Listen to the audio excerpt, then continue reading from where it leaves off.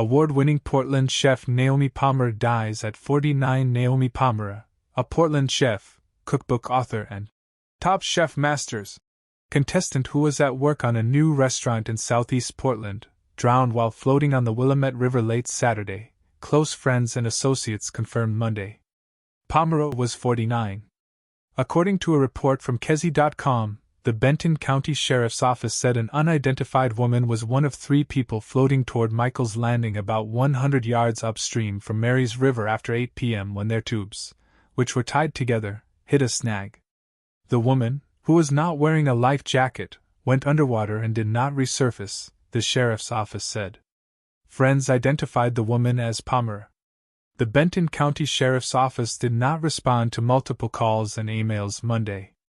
Marine patrol boats from the Sheriff's Office and Corvallis Fire Department dispatched around 8:25 p.m. Saturday spotted Pomeroy's body underwater. A strong undercurrent prevented them from recovering the body. The search resumed Sunday with additional assistance from the Lynn County Sheriff's Office dive team. The plan is to have boats on the water until the body is recovered. The other 2 people on the float, including Pomeroy's husband, Kyle Lyndon Webster, survived. Webster could not be reached Monday.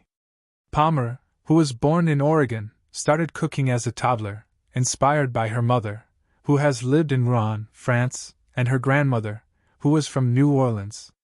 Her autodidactic approach extended to her restaurants, beginning with a proto-pop-up held in her own home.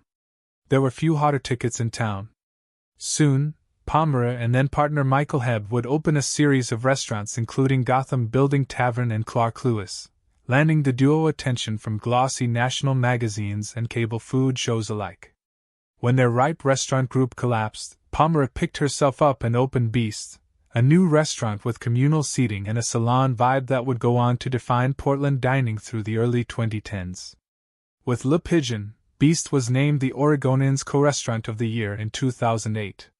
The next year, Pomeroy was named one of Food and Wine's best news chefs and, in 2014, she took home the James Beard Award as the best chef in the Pacific Northwest.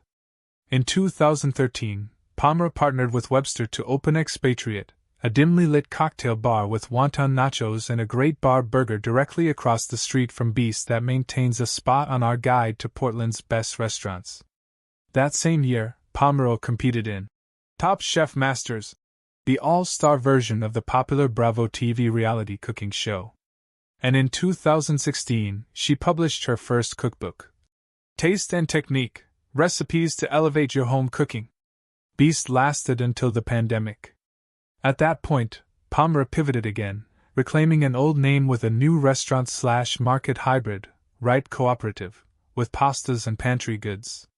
She also became involved in advocating for her industry as a co-founder of the National Independent Restaurant Coalition.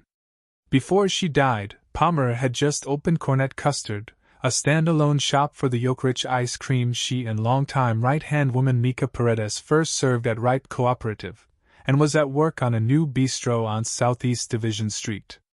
Remembrances from friends and colleagues began to roll in Monday evening. In a statement, Congressman Representative Earl Blumenauer, who worked with Pomeroy on legislation aimed at saving independent restaurants during the pandemic, mourned the chef's tragic death. "What a loss," Blumenauer wrote. "Naomi was not just a fabulous chef and entrepreneur, but an amazing human being.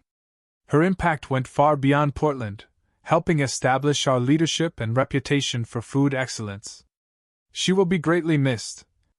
Meriwether Group founder David Howitt first met Pomeroy at an early supper club event. "I thought it was just so disruptive and relevant," Howitt said of the dinner. "She had a mind not only for the artistry of food, but a strong sense of community. She was always in my very small camp of friends who I could count on for the truth. And I will miss that greatly." Howitt, who became an investor in Pomeroy's projects, heard about her death from Webster on Sunday. "We've all read those stories about river floats gone awry," he said.